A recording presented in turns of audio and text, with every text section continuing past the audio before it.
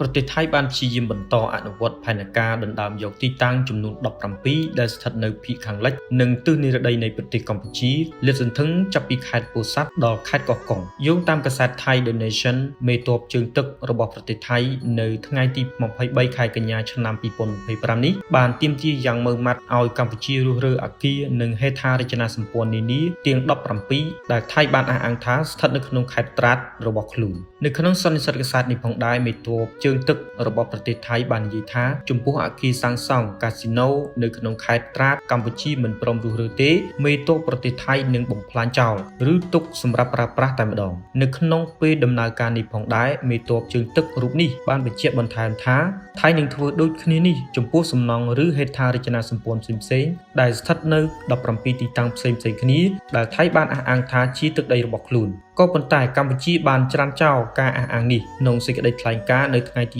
17ខែកញ្ញាឆ្នាំ